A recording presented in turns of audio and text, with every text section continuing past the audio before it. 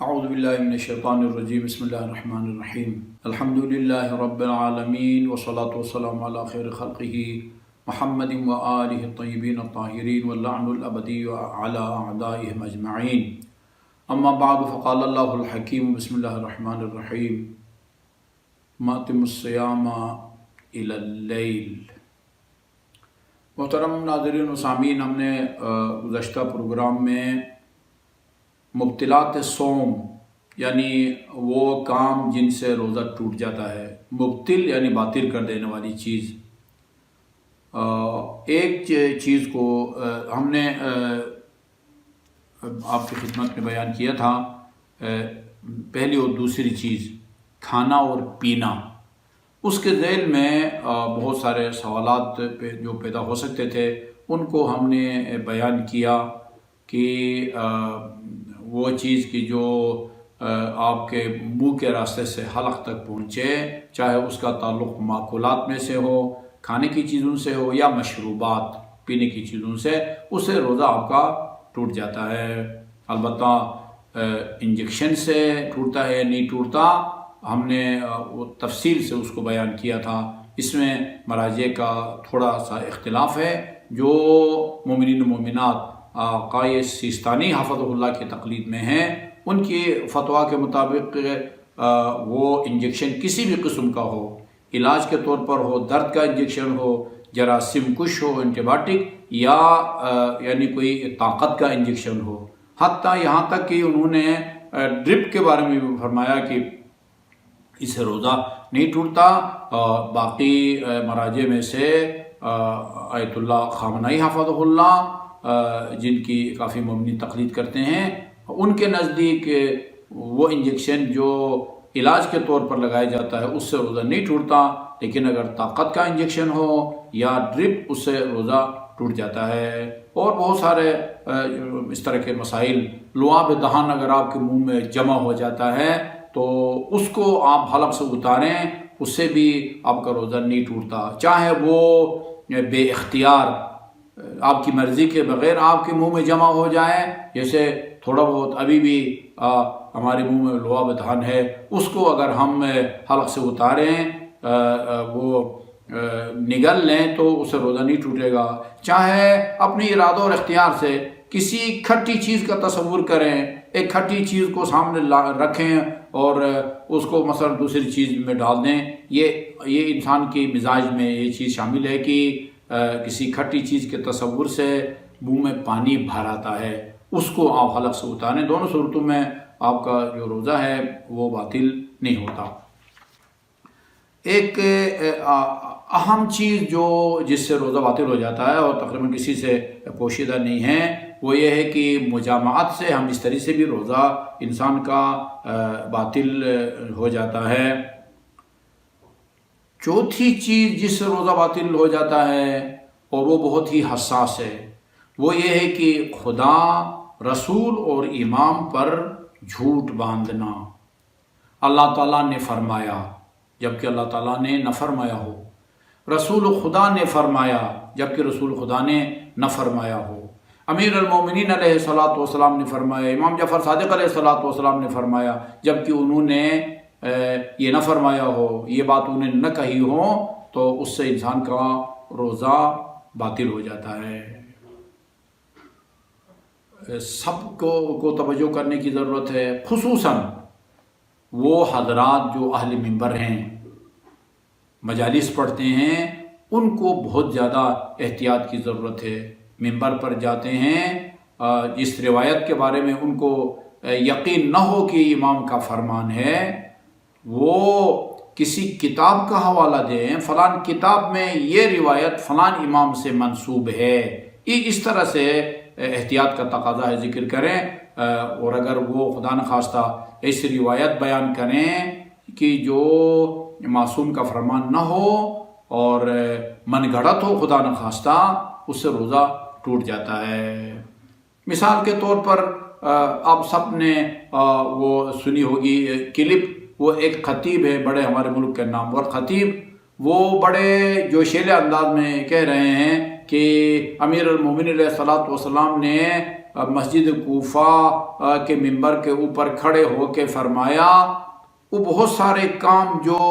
اللہ تعالیٰ کرتا ہے، قرآن میں خدا نے فرمایا یہ کام میں کرتا ہوں، بارش میں برساتا ہوں، دانے کو میں اگاتا ہوں، اچھا جی انسان کو وہ ایک ٹپکنے والے پانی سے ایک انسان کامل میں بناتا ہوں. وہ ساری باتیں جو اللہ نے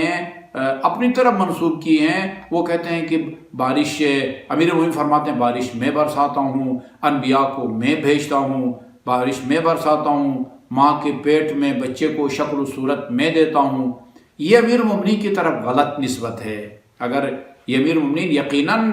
نہیں کہا اور نہیں کہہ سکتے، اس لیے کہ رسول خدا نے امیر المومنین کے بارے میں فرمایا ہے علی مع القرآن والقرآن مع علی، علی قرآن کے ساتھ ہے اور قرآن علی کے ساتھ ہے. علی کا قرآن کے ساتھ اور قرآن کا علی کے ساتھ ہونے کا مطلب یہ نہیں ہے کہ امیر المومنین ہر وقت سفر میں ہوتے یا گھر پہ ہوتے اپنے ساتھ ایک پاکٹ سائز کا قرآن رکھتے تھے. نہیں، اس کا مطلب یہ کہ امیر المومنین نے اپنی ساری زندگی میں قرآن کے خلاف کوئی بات نہیں کی، قرآن کے خلاف کوئی کام نہیں کیا. اس کا مطلب یہ ہے خدا قرآن میں فرماتا بارش میں برساتا ہوں، انبیاء کو میں بھیجتا ہوں، ماں کے پیٹ میں وہ بچے کو شکل و صورت میں دیتا ہوں. یہ افرأیتم ما تشربون اانتم انزلتموہ من المزن ام نحن المنزلون، سورہ واقعہ میں ہے. کیا تم نے سوچا یہ جو پانی تم پیتے ہو اس کو بادلوں سے تم برساتے ہو یا ہم برساتے ہیں؟ خدا فرماتا ہے یہ میں کم کرتا ہوں. افرأیتم ما تحرثون انتم تزرعون ام نحن الزارعون، یہ تم نے کبھی سوچا کہ یہ جو تم وہ گندم بوتے ہو یا اور دانے ان کو زمین سے تم اگاتے ہو یا ہم اگاتے ہیں؟ افرأیتم ما تمنون انتم تخلقونہ ام نحن الخالقون، یہ جو اپنی خلقت کا جو ابتدائی مرحلہ ہے وہ مخصوص پانی کا قطرہ، اس سے انسان تم بناتے ہو یا ہم بناتے ہیں؟ خدا فرماتے ہیں یہ سارے کام میں کرتا ہوں. اور سورہ آل عمران میں اللہ تعالیٰ نے فرمایا ہے کہ هو الذی یصورکم فی الارحام کیف یشاء، خدا کی ذات ہے جو جس کو جس طرح کی شکل و صورت چاہے وہ دے دیتا ہے. جس کو خوبصورت بنانا چاہتا ہے اس کو خوبصورت بناتا ہے، جس کو خوبصورت نہ بنانا چاہے اس کو خوبصورت نہیں بناتا. خدا اسی لیے امام جعفر صادق علیہ السلام نے فرمایا ہے، بہت ساری روایات ہماری طرف منسوب کی جائیں گی. صادق عالم محمد نے فرمایا، امیر المومنین نے فرمایا، تم اگر جانچنا چاہتے ہو، معلوم کرنا چاہتے ہو کہ یہ ہمارا کلام ہے یا نہیں، اس کلام کے مضمون کو قرآن کے ساتھ ملا کے دیکھو. اگر اس کا مضمون قرآن کے مضمون سے ملتا ہو تو کہو کہ فعملوہ، وہ ہمارا کلام ہے اس پر عمل کرو. وما خالف کتاب اللہ فاضربوہ علی الجدار فإنہ لم نقلہ، اور ہماری طرف منسوب جو کلام کتاب خدا سے ٹکرائے اس کے خلاف ہو، یہ نہ سوچو کہ ادھر قرآن یہ کہتا ہے اور امام معصوم یہ فرماتے ہیں. نہیں، اس کا لحاظ مت کرو، اس کو دیوار پر مار دو. فإنہ لم نقلہ، وہ ہمارا کلام ہی نہیں ہے، ہم کوئی ایسی بات نہیں کرتے جو قرآن کے خلاف ہو. اگرچہ حدیث امیر المومنین کے بارے میں مشہور ہے کہ علی قرآن کے ساتھ ہے اور قرآن علی کے ساتھ ہے، یہ دونوں ہرگز جدا نہیں ہوں گے. حدیث ثقلین کہتی ہے کہ پنجتن پاک 12 امام قرآن سے جدا نہیں ہوتے. امیر المومنین سے لے کر امام زمان تک کسی امام نے قرآن کے خلاف کوئی بات نہیں کی، نہ قرآن کے خلاف کوئی عمل کیا ہے. لہذا اگر کوئی شخص یہ کہتا ہے کہ امیر المومنین نے مسجد کوفہ کے وہ ممبر پر کھڑے ہو کو یہ فرمایا، اس نے غلط نسبت دی ہے، جھوٹ بولا ہے. وہ اگر روزے سے ہو تو اس کا روزہ باطل ہو جائے گا. یہ اس کو خیال رکھنے کی ضرورت ہے. اس کے کچھ ذیلی مسائل ہیں بڑے دلچسپ قسم کے، کہ اگر ایک آدمی فرض کیجئے وہ اب یہ فرق نہیں پڑتا کہ وہ کسی دینی معاملات میں نماز کے بارے میں، روزے کے بارے میں، حج کے بارے میں کوئی بات غلط خدا رسول یا امام کی طرف منسوب کرے، یا کوئی دنیاوی حوالے سے کوئی بھی بات جو خدا نے، رسول نے، امام نے نہ کہی ہو، آپ کہیں کہ انہوں نے یہ فرمایا، اس بات کا تعلق دین سے ہو یا دنیا سے ہو، دونوں صورتوں میں انسان کا روزہ ٹوٹ جاتا ہے۔ ایک دلچسپ مسئلہ یہ ہے کہ ایک آدمی اپنے خیال میں وہ سچ بول رہا تھا، بعد میں وہ جھوٹ ثابت ہوا ہے، اس سے آیا روزہ ٹوٹتا ہے یا نہیں ٹوٹتا؟ وہ کہتے ہیں کہ اس سے انسان کا روزہ نہیں ٹوٹتا۔ لیکن اگر الٹ ہو، یعنی اپنے خیال میں اس نے جھوٹی نسبت دی ہے، اتفاق سے وہ بعد میں امام کا کلام ثابت ہو، وہ کہتے ہیں کہ یہ اس نے جرأت کی ہے، اس کا جو روزہ ہے یہ ایسا ہے جیسے کہ آدمی روزہ توڑنے کی نیت کرے۔ انتہائی خطرناک معاملہ ہے۔ ایک اور مسئلہ پیش آتا ہے، وہ یہ ہے کہ آدمی جھوٹی بات کرتا ہے خدا رسول کی طرف منسوب کر کے، لیکن اس کا کوئی مخاطب نہیں ہوتا، یا ایسے افراد سے مخاطب ہوتا ہے کہ جو سمجھ نہیں سکتے، یا مثلا وہ ریکارڈنگ کراتا ہے، آیا اس سے روزہ ٹوٹتا ہے یا نہیں ٹوٹتا؟ غلط نسبت دینے کے نتیجے میں اس میں کہتے ہیں کہ احتیاط کا تقاضا یہ ہے کہ اگر ایسا کرے تو اس روزے کو بعد میں دوبارہ رکھے۔ پانچویں چیز جو کہ ایک بہت ہی دلچسپ ہے، وہ یہ ہے کہ اکثر فقہا، اکثر مجتہدین کے نزدیک رمضان مبارک میں روزے کی حالت میں سر کو پانی میں ڈبو دینے سے روزہ ٹوٹ جاتا ہے۔ ایک بہت بڑے تالاب کے اندر آپ جو ہے نا وہ ڈبکی لگا دیں، روزہ آپ کا اکثر کے نزدیک ٹوٹ جاتا ہے۔ لیکن میں آیت اللہ سیستانی حفظ اللہ کے مقلدین کے لیے کو یہ خوشخبری سنا دوں کہ ان کے نزدیک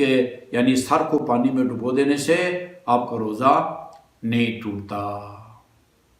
اور جن کے نزدیک ٹوٹتا ہے ان کے نزدیک بھی ایک ساتھ اس کو ڈبو دینے سے روزہ باطل ہو جاتا ہے، یعنی باری باری کر کے۔ فرض کیجئے پہلے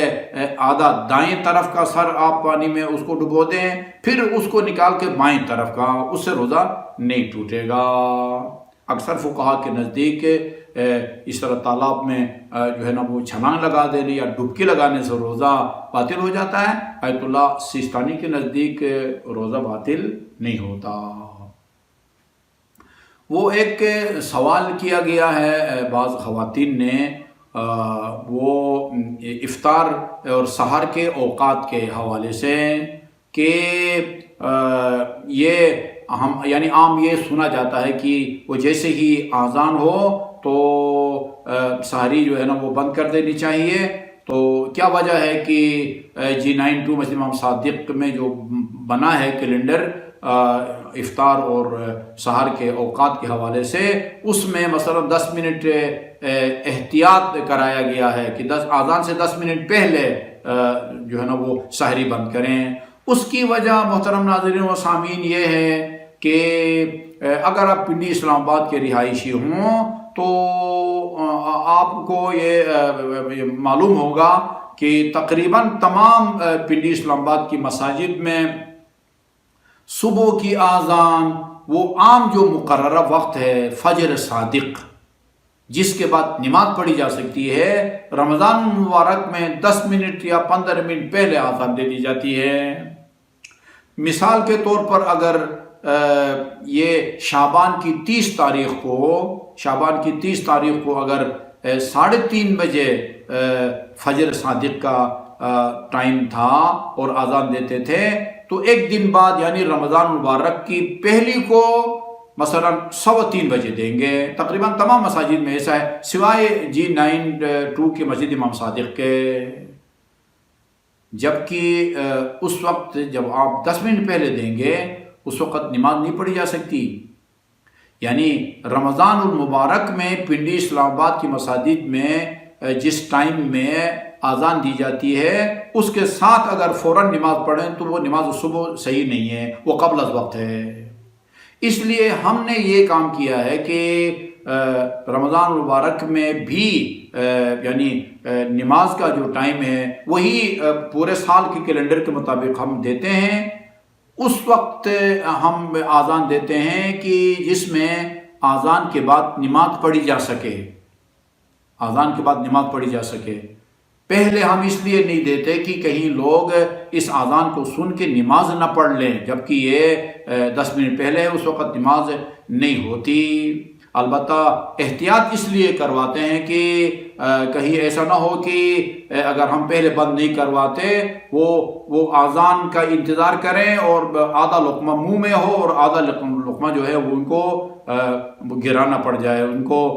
جو ہے نا وہ اگلنا پڑے۔ 10 منٹ پہلے وہ ہم احتیاطاً دیتے ہیں، 2-4 منٹ اگر تاخیر بھی ہو جائے تو کوئی حرج نہیں ہے، یعنی سحری کو بند کرنے کے حوالے سے یہ وضاحت ضروری ہے۔ ہم نے بہت کوشش کی باقی حضرات کو بھی قائل کرنے کی کہ بھئی رمضان مبارک میں اچانک 10 منٹ یا 15 منٹ پہلے جو آپ اذان دیتے ہیں وہ ایسا نہ کریں۔ روزہ بند کروانے کے اور بھی طریقے ہیں اذان کے علاوہ، چونکہ غلط فہمی ہو سکتی ہے اذان کی آواز سن کے کہ فجر کا ٹائم ہو گیا، فجر صادق کی جس میں نماز پڑھی جا سکتی ہے، جبکہ اکثر مدارس یعنی مساجد میں جس وقت فجر کی اذان دی جاتی ہے اس وقت نماز کا وقت داخل نہیں ہوا ہوتا، اس لیے ہم اذان اس وقت دیتے ہیں کہ جس وقت میں اذان کی آواز سن کے کوئی نماز پڑھ لے تو اس کی نماز صحیح ہو۔ وصلی اللہ علی محمد وآلہ الطیبین الطاہرین۔